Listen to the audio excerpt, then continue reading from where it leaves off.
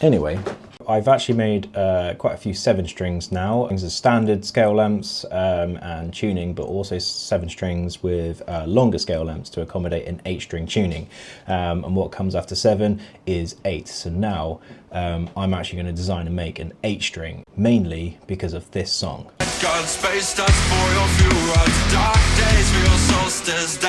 I am all aboard the hype train for their new album. Sleep Token is one that got recommended to me, and I am excited. The sound of their guitarist number 4 is mental, and that's what I want to do. So in this series, I'm going to design and make an 8 string based on the Tamar. I'm going to do some subtle tweaks to the design, but what I am finding is because of the wider pickups, because of the extra pole, the wider neck, adding an extra solo bridge into that line, I've had to accommodate it via a few different ways. So I'll just show you on the screen now. This is actually the 8 string now as the design is.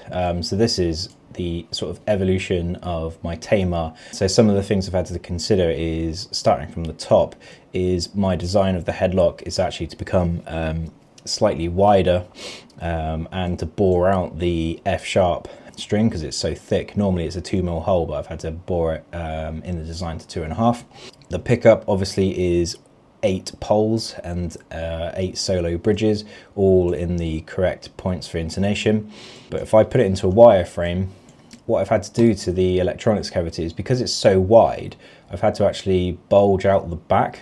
So if I flip it round, you can see what I've done here. I've actually bulged it out, and I've moved the barrel jack actually to in the same sort of side as where the strap pin goes. And the reason for this is because now you can play it normally on your lap, put your knee there, but also if you could play it classically and put your knee there as well. Now previously, where I've put my barrel jack here, you could play it acoustically there, but if you wanted to plug in, you then had to obviously change your playing position. But now that's where it's going to be. And in the CAD design, you can see I've accommodated for it like so. So that's like one of the few things that I've had to adjust on the Tamar, mainly because I've kept the body size the same. So now I'm going to head downstairs to the garage / workshop where you're going to see the physical version of this. And I'm going to start with stage 1 and then stage 2. And you can see all my toolpaths here, but this is what I'm going to start running in this video. To the garage. I am now in the process of cutting out the spoil board for this Tamar 8 string multi-scale. I'll just show it here. So this is 18mm MDF. This aluminium bit here is my vacuum bed. So this goes on top, and I've got 2 little location pins, which I'll show you in a bit, and they're in the corners of each of the vac bed. What I'm doing is using a 4mm end mill, and I cut the gasket channel, and then I've got an actual vac channel which is kind of allows more direct pressure from the vacuum, which is this one here. And you can see the little filter, and it goes up, and then it's integrated actually through the bed of the CNC. And then what I do is I've got little dowel locations, so that'll be my stage 1. Then stage 2 is I've got a dowel locator which I hide actually inside the electronics cavity, and then I use the 2 bolt holes. You can see how wide it is. And then so that's a right hand, and then when I go to do a left hand, for all those people out there that are lefties, then I do a mirror basically of this. So they start off there and then they go on to that. Now what I've got to do is take the spoil board off, because just to make sure that my holes, because I'm going to drill through this inside my channel, just to make sure that that actually lines up with the bed, vacuum bed itself. I use a Forstner bit just to widen out those pockets just a bit, so then it hits the grid in the vacuum. Hopefully that makes sense, but if not, the next clip will.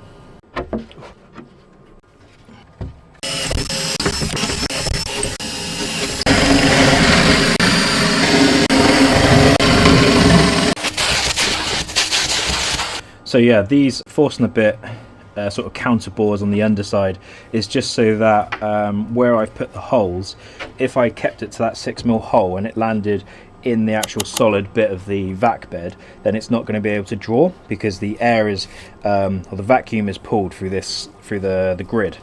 So the Forstner bit basically just means that if it lands in the middle, then the Forstner will actually allow scavenging, I think it's called, or at least an area for it to be pulling through. So this one's back on, if I don't dent it against everything. Lines up with those. And then what I do is I just use some of this neoprene 4mm noodle, and I feed it around in that channel. So then, although it could probably the vacuum does draw through the MDF, what this means is that this isn't going to pull in any dust through any like gaps in between the spoil board and the guitar itself. So this basically just creates a nice seal, and if there's any sort of flex or movement in the wood, or it's not perfectly flat, which it should be because I skim it, this takes that gappage. So I actually put down a 3.5mm depth cut, but this is a 4mm neoprene, so it does poke out a little bit.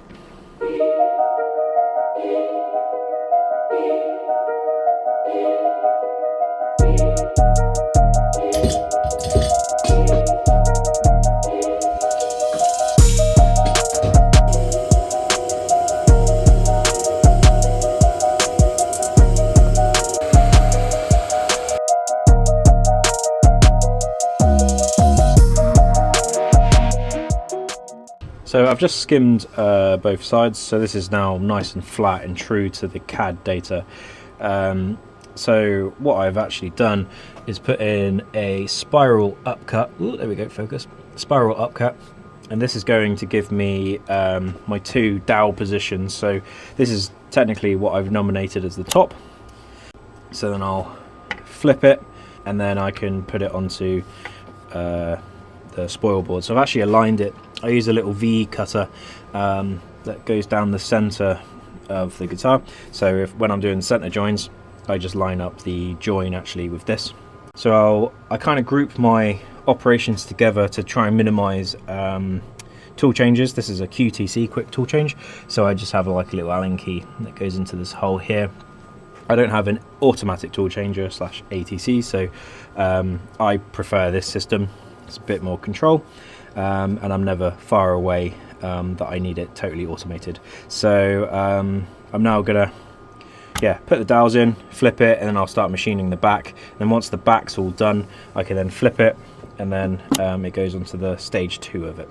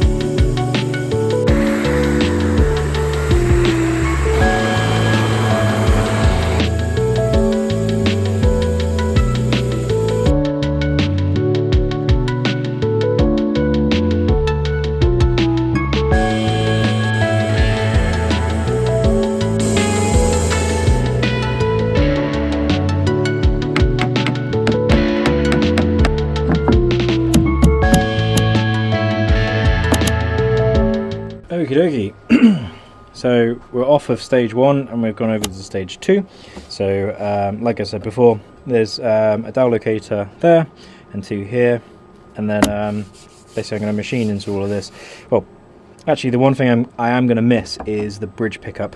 This is going to be a single pickup in the bridge. However, I'm still waiting on the bass plate and the 8-string bobbins. So before I go into any custom sort of bass plates myself, this is really going to be a prototype. So I'm going to use a Axis R Us kit and have my usual chap hand wind it with the ceramic mag and all the rest of it. But for now, until I get the part, I'm not certain on the dims, because the dims online are a little bit, they're okay, but I want to make sure like I can get an absolutely perfect fitment in there.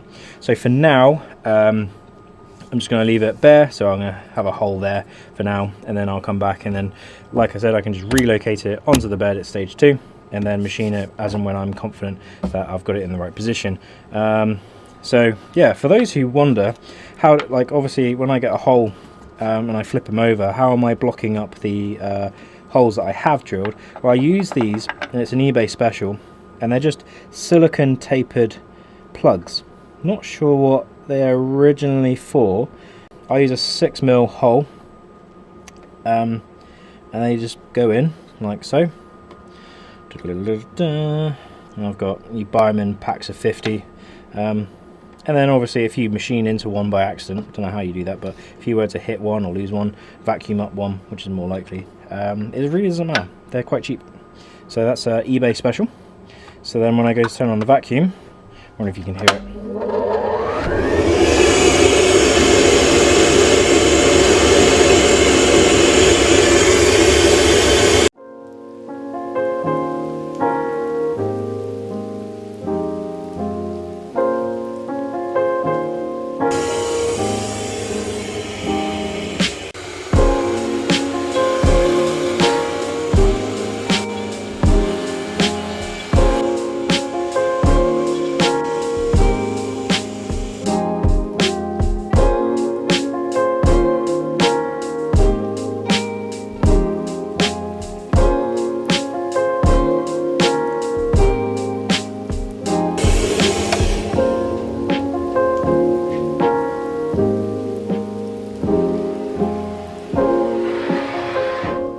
Cool.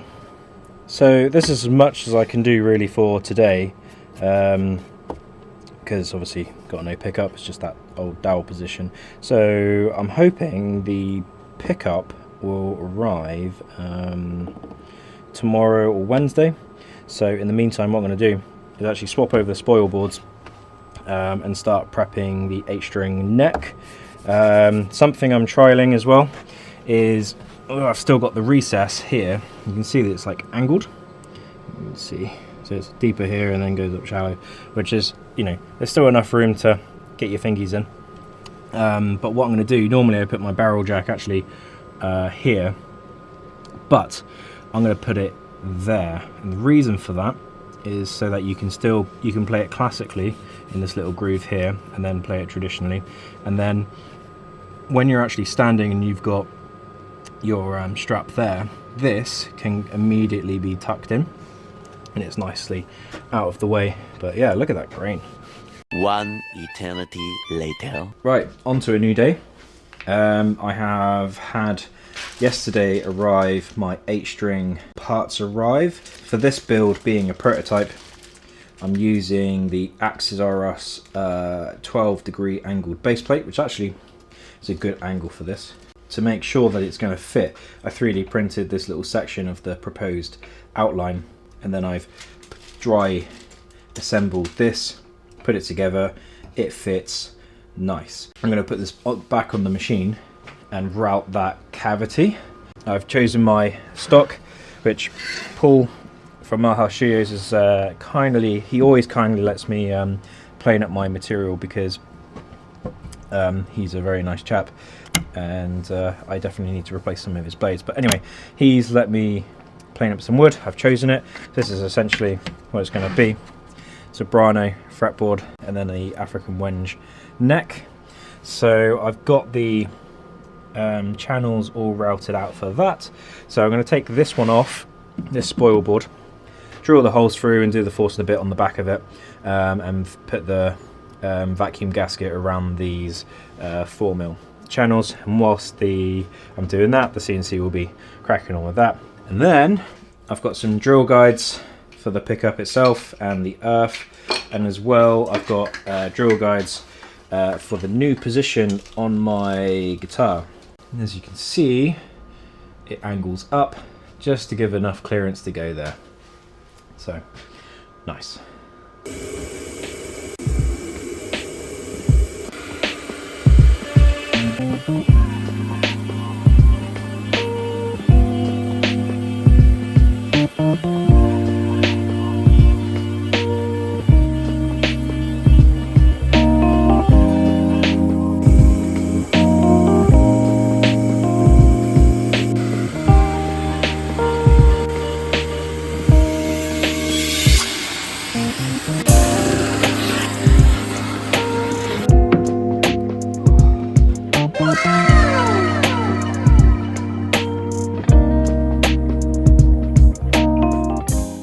So that's it for today's video. I'm actually in the process of prepping the stock for the neck, so that will be the next video, which is heavily CAD CAM orientated, similar to this one. If you've enjoyed it, please like and comment down below. Please subscribe as well, and it shows me how many people are on this journey with me in making this 8-string multi-scale headless guitar. So until the next video, goodbye.